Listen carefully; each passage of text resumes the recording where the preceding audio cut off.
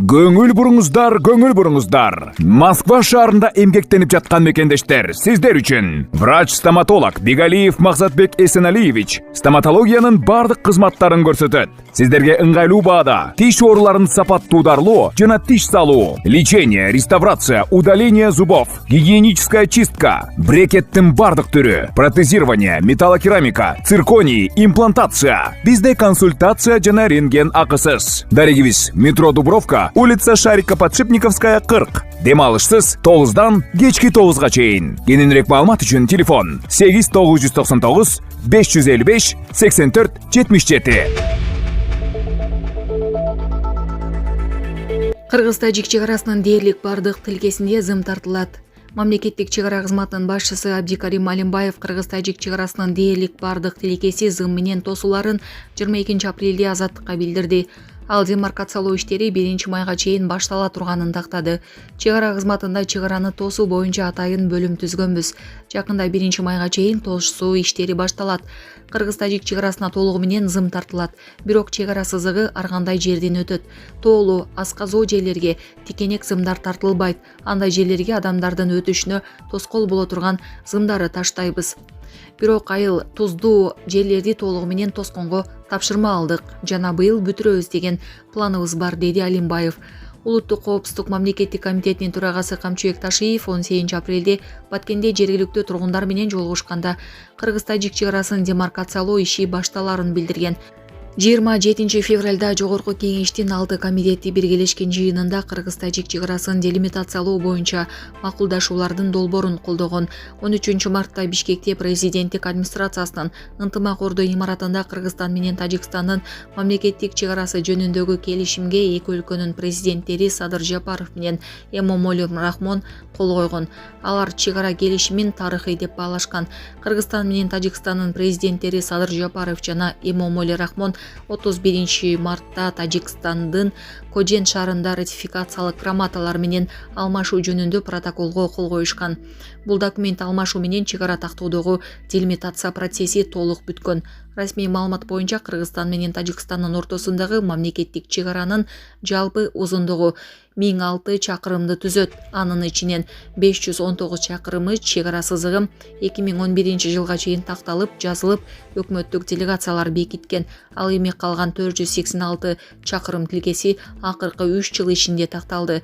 Чегара такталбагандыктан буга чейин суу, жер, жол, жайыт талаштан улам аймакта көп чыр-чатактар чыккан. 2021 жылы апрель-май жана 2022 жылы сентябрь айларында кандуу кагылышуулар болгон.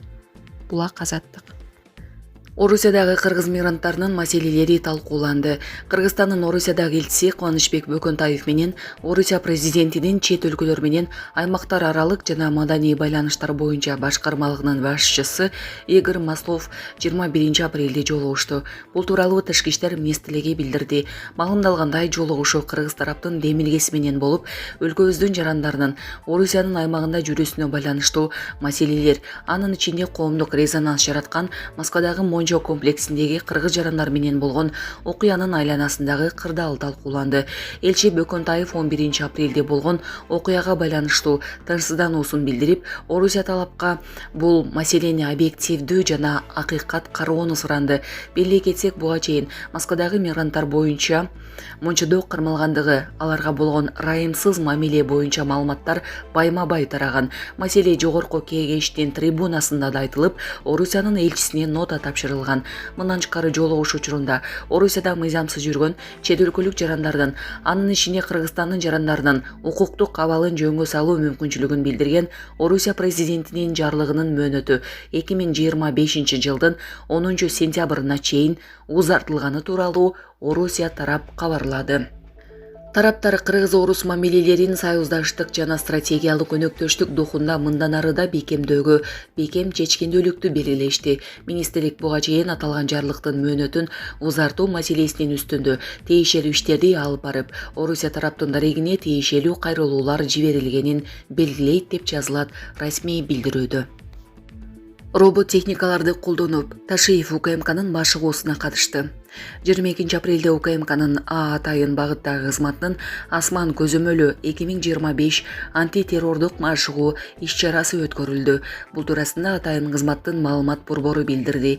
Маалымдалгандай, машыгууга коопсуздук кызматынын башчысы Камчыбек Ташиев катышты.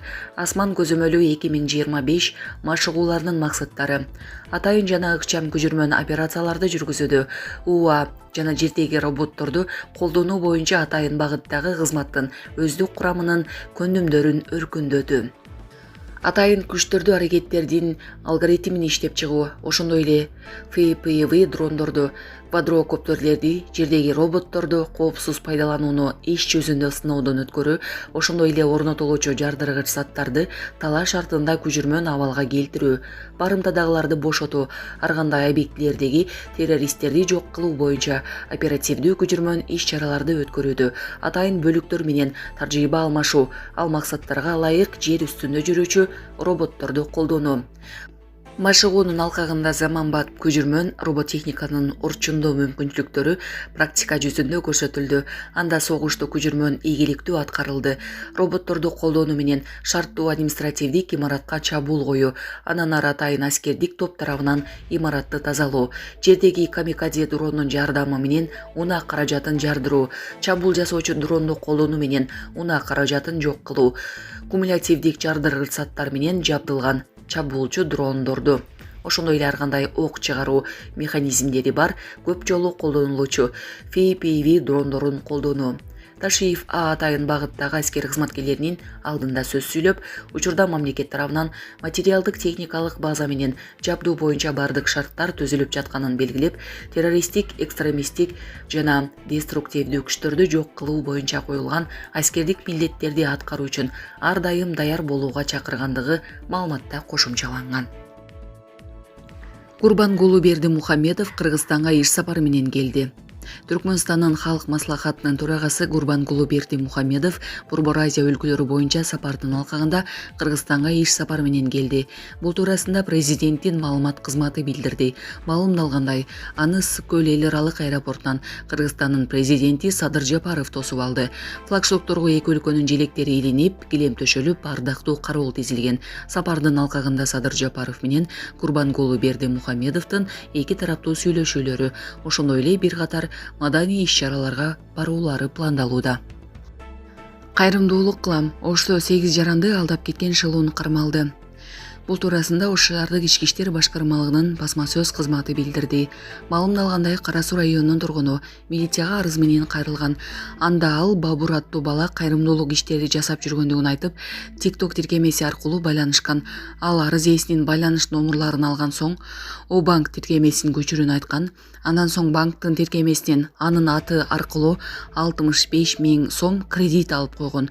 Ушундай эле мазмундагы арыз менен дагы 8 жаран милицияга кайрылган.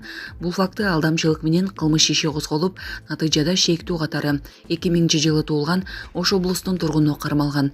Ал соттун чечими менен 1 айга камалган. Шаардык милиция жогорудагы баладан жапа чеккендер болсо 0551 62 10 41 0220 41 41 91 номурларына кайрылууну суранат.